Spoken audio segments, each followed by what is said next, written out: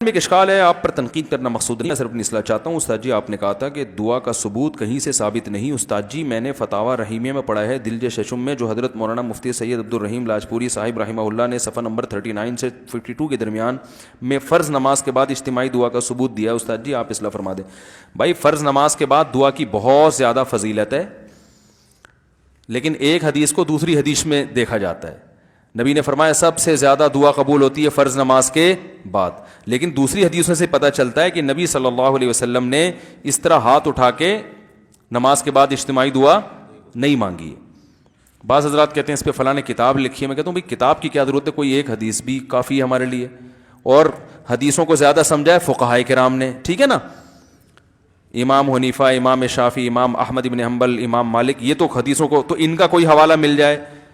فتاوا جو عربی فتاوا ہیں، اردو نہیں، اردو فتوے کی کتاب تو کہیں سے حوالہ دے گی نا، ریفرنس ہوگا، تو جن کتابوں کے ریفرنس دیے جاتے ہیں جو قانون کی کتابیں ہیں تو ان سے حوالہ دے دیا جائے، وہ ایک حوالہ بھی میرے لیے کافی ہے، ٹھیک ہے نا۔ تو کوئی مستند صحیح روایت ہو کہ نبی صلی اللہ علیہ وسلم کا معمول تھا نمازوں کے بعد، کیونکہ اگر ایسا ہوتا نا تو کثرت سے روایتیں ہوتی، کیونکہ یہ عمل دن میں ایک مرتبہ نہیں ہوتا۔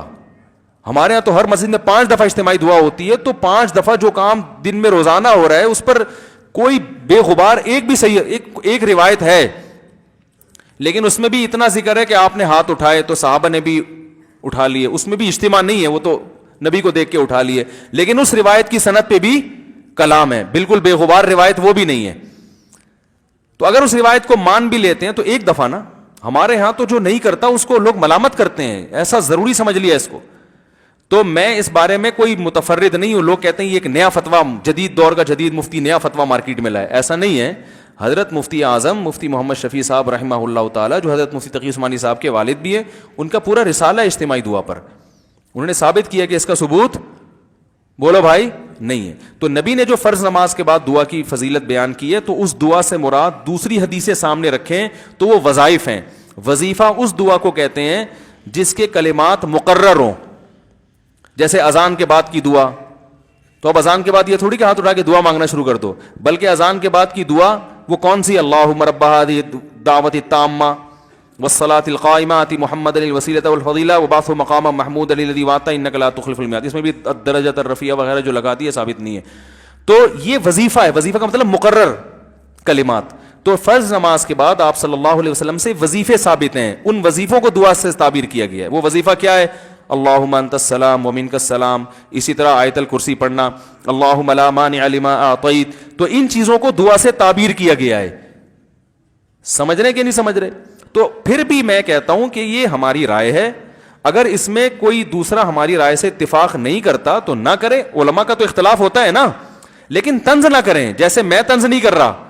اب بعض لوگ طنز کرتے ہیں، جدید دور کا جدید محقق پتہ نہیں کہاں سے پیدا ہو گیا ہے، یہ کہ علمی اسٹائل بولتے کیوں نہیں بھائی، یہ نہیں ہے، یہ علمی سٹائل نہیں ہے۔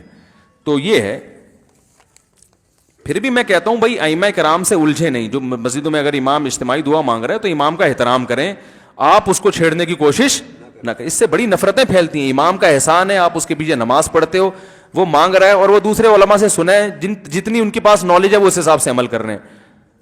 بس آپ نے ایک دفعہ بتا دیا بھائی حضرت مفتی شفیع صاحب رحمہ اللہ کا ایک رسالہ ہے، وہ امام صاحب پڑھ لیں، وہ اگر پڑھ لیں ٹھیک ہے، نہیں پڑھیں تو بھی ٹھیک ہے، آپ کا فرض ادا ہو گیا۔ کوئی اتنا بڑا مسئلہ نہیں ہے جس سے دلوں میں نفرتیں پیدا کی جائیں، سمجھنے کی نہیں سمجھ رہے۔ دارالعلوم کورنگی میں اجتماعی دعا نہیں ہوتی، جامع الرشید میں تو انفرادی بھی نہیں ہوتی، سمجھ رہے ہیں؟ جامع الرشید میں تو امام انفرادی طور پہ بھی ہاتھ اٹھا کے دعا نہیں مانگتے، کیونکہ لوگوں نے اس کو بھی بڑی ضروری سنت سمجھ لیا ہے۔ تو یہ ہماری رائے میں ثابت نہیں ہے، یعنی اس کا اتنا التزام، کبھی کبھار ہو تو ٹھیک ہے، تعلیم کے لیے کبھی کبھار ٹھیک ہے، لیکن پھر بھی مسئلہ اختلافی اگر کوئی کر رہا ہے تو میں اس کو برا نہیں کہہ رہا، اس کے علم پر اعتراض نہیں کر رہا، اس کو اہل سنت سے خارج نہیں کر رہا۔ ہماری رائے یہ کہ یہ ثابت نہیں ہے، بلکہ انفرادی بھی ثابت نہیں ہے، میری رائے۔ میری کیا، میں کون ہوتا ہوں، بڑے بڑے بہت سے علماء ہیں جن میں حضرت مفتی رشید احمد صاحب بھی تھے، وہ بھی اسی کے قائل تھے کہ انفرادی بھی ہاتھ اٹھا کے جو ہے نا معمول بنا لینا، احیاناً کبھی کبھار ٹھیک ہے، وہ ٹھیک ہے۔ احیاناً ہونا یہ چاہیے کہ دو حدیثیں ملتی ہیں، بعض سے پتہ چلتا ہے کہ آپ صلی اللہ علیہ وسلم فرض نماز کے بعد صرف اللہم انت السلام پڑھتے تھے، اس کے بعد کھڑے ہو جاتے تھے، اور بعض حدیثوں سے پتہ چلتا ہے کہ فرض نماز کے بعد یہ تمام وظائف۔ تو اب اس میں دو موقف ہیں علماء کے. عرب علماء یہ کہتے ہیں کہ فرض نماز کے بعد پورے وظائف پڑھے جائیں. تبھی سعودی عرب میں آپ نے دیکھا ہوگا سنتیں تاخیر سے پڑھی جاتی ہیں. وہ فرض نماز کے بعد تسبیحات بھی پڑھیں گے اور اللہم انت السلام اور آیت الکرسی اور سارے وظائف. جبکہ بر صغیر کے علماء کا موقف یہ ہے کہ دوسری حدیث میں آتا ہے کہ نبی صلی اللہ علیہ وسلم اللہم انت السلام کے بعد کھڑے ہو جاتے تھے, اتنا وقفہ کرتے تھے. تو اس سے پتہ چلتا ہے کہ فرض نماز کے بعد اللہم انت السلام پڑھ کے بیٹھ جانا چاہیے. باقی جو لمبے وظائف ہیں وہ سنتوں کے بعد ہونے چاہیے. تو انہوں نے اس حدیث کو اصل بنایا, اس میں تعویل کی بر صغیر کے علماء نے. وہ تعویل یہ کی کہ جس حدیث میں آتا ہے نا فرض نماز کے بعد, اس سے مراد ہے کہ فرض نماز کی تکمیل کے بعد, مکمل جب ہوتی ہے جب سنتیں بھی ہو جائیں, تکمیل ہو جاتی ہے نا اس سے. تو اس طرح دونوں حدیثوں میں کیا ہو جائے گی, تطبیق. جن حدیثوں میں سنتیں جلدی پڑھنے کا ہے وہ بھی اس پر بھی عمل ہو جائے گا, اور جن حدیثوں میں آتا ہے کہ فرض کے بعد یہ وظائف پڑھے جائیں اس پہ بھی عمل ہو جائے گا سنتوں کے بعد پڑھنے سے, کیونکہ وہ بھی فرض ہی کے بعد کہلاتی ہے نا. لیکن عرب علماء کی رائے یہ کہ نہیں, وہ حدیث کے ظاہر کو لیتے ہیں. تو دونوں رائے ٹھیک ہیں.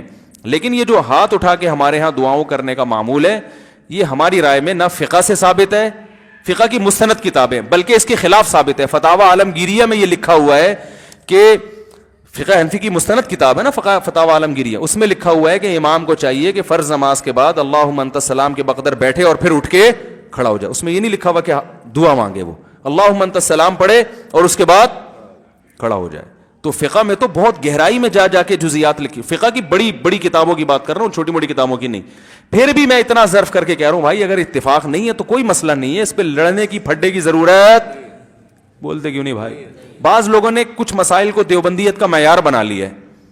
وہ کہتے ہیں یہ نہیں ہے تو یہ دیوبندی سے نکل گیا, پھر اہل سنت سے نکل گیا, پھر تھوڑے دنوں میں اسلام سے پتلی گلی سے نکل گیا. تو ایسا اتنا گلی کو تھوڑا چوڑا رکھو بھائی, کوئی نکلنا چاہے تو ٹائم لگے اس کو نکلنے میں. تو اتنے چھوٹے چھوٹے مسائل میں میں نہیں مانگتا دعا نماز کے بعد, اخپل طریقے سے مختصر سی اپنی طور پہ مان لیتا ہوں. مؤذن صاحب کتنی لمبی گردان چلاتے ہیں نا, ہماری مسجد کے مؤذن صاحب تو پورا میرا بھی کفارہ وہ ادا کر لیتے ہیں پوری ماشاءاللہ تفصیل سے. تو میں نے ان کو بھی کبھی نہیں کہا کہ نہیں کرو, آئی بات سمجھ میں. 11 سال میں ایک دفعہ ان کو نہیں کہا کہ مولوی صاحب یہ دعا نہ مانگے. بھائی وہ میرے مقلد تھوڑی ہیں, میں تو اپنے عمل کا ہوں, میں کسی کو کیوں ٹوکوں. وہ آپ کو اطمینان ہے تو مانگ لو بھائی, ہم تو وہ کریں گے جو ہماری سمجھ میں آ رہا ہے, آپ کی سمجھ میں آ رہا ہے تو آپ وہ کر لو. میں ان کو بولوں گا تو وہ بولیں گے وہ والے مولانا صاحب تو بول رہے ہیں مانگو, تو پھر وہ بیچارے کہاں جائیں گے مؤذن صاحب. تو میں کہوں گا بھائی میں تو اپنی رائے بتا سکتا ہوں. مجھ سے اگر کسی دن, اور مؤذن صاحب بھی بڑے ڈیڑھ ہوشیار ہیں, ایک دن بھی مجھ سے پوچھا نہیں ہے انہوں نے وہ بیٹھے ہوئے ہیں مؤذن صاحب معذرت کے ساتھ, مجھ سے نہیں پوچھتے یہ مسئلہ. تو بھائی ٹھیک ہے یار. اور یہ بھی میں یہ اس لیے بھی باقی رکھا ہوا ہے تاکہ لوگوں کے سامنے یہ جائے کہ بھائی ظرف اپنا, ایک ہی مسجد میں دو مختلف رائے پر بھی عمل بولو نا ہو سکتا ہے کہ مؤذن کا اسٹائل کچھ اور, امام کا اسٹائل کچھ اور. پھر بھی برداشت کرنا سیکھو اللہ کے بندو. یہ کوئی مسئلہ ہے کہ میں گریبان سے پکڑوں مؤذن صاحب تم نے کیوں کیا, چھوڑو برداشت کرو. کوئی اتنا بڑے, اس سے بڑے بڑے مسائل ہیں. لوگوں کے سر پہ بال نہیں اگ رہے, یہ زیادہ بڑا مسئلہ ہے. کم عمری میں بال گر رہے ہیں. میں تو جب چرنا سے میں نے چھلانگ لگائی نا تو پہلی دفعہ کیمرے سے اپنے آپ کو اوپر سے دیکھا میں نے. ہم تو شیشے میں سامنے سے دیکھتے تھے اوپر کا کیا حال ہے, تو وہ اوپر سے جب ویڈیو بنی ہے تو میں نے جب اپنا سر کا حال دیکھا میں نے کہا یہ تو رفع الیدین کا مسئلہ تو بھائی بات کا مسئلہ ہے یار یہ تو اوپر کے حالات بہت خراب ہو چکے ہیں. تو یہ تو کیا ہے شادیاں وادیوں کی باتیں اور یہ سب کیا باتیں یار. یہ تو لوگ بولیں گے اوپر سے تو آپ خالی ہو. تو ہم نے اپنے بالوں کا علاج کرا, اللہ کا شکر ہے کافی. وہ ایئرپورٹ ختم ہو گیا کم از کم, وہ جو بالکل ہی عجیب سا حساب کتاب تھا نا وہ ختم ہو گیا. مایوس نہیں ہوں گے اب آپ انشاءاللہ, ٹھیک ہے نا. تو وہ خطرناک حد تک جو حالات خراب تھے, اگر میں اس کو چھوڑ کے مؤذن صاحب کے پیچھے لگ جاتا تو جو سائڈوں کے بال ہیں وہ بھی ختم ہو جاتے. تو اس لیے بھائی پھڈے بازی نہیں کرو, جھگڑے نہیں کرو, نفرتیں نہیں پھیلاؤ علم کے نام پہ. لوگ جو دین سے ویسے ہی دور ہیں بولیں یار ان مولویوں کے پھڈے ہی ختم نہیں ہوتے. ایک کہتا ہے یہ بدعت ہے, دوسرا کہتا ہے فرض ہے. ایک عالم کی رائے اگر کوئی ہمیں عالم سمجھتا ہے, ہم تو کوئی نہیں ہے, کوئی رائے اس نے بیچارے نے پیش کر دی ہے, بولو بھائی مفتی صاحب کی رائے جن کی سمجھ میں آ رہی ہے وہ فالو کر لیں, نہیں آ رہی تو بھائی تمہیں پھر جس کی سمجھ میں آ رہی ہے تم اس کو فالو کر لو, کیا خیال ہے, ایسا کر لو. تو ہمیں یہ والی رائے سمجھ میں آ رہی ہے تو اس پہ طنز نہ دیں, تانے وانے نہ دیں پلیز. کافی ہو گیا میرا خیال ہے, انگلش میں تو پلیز ہی کہہ سکتے ہیں نا. اور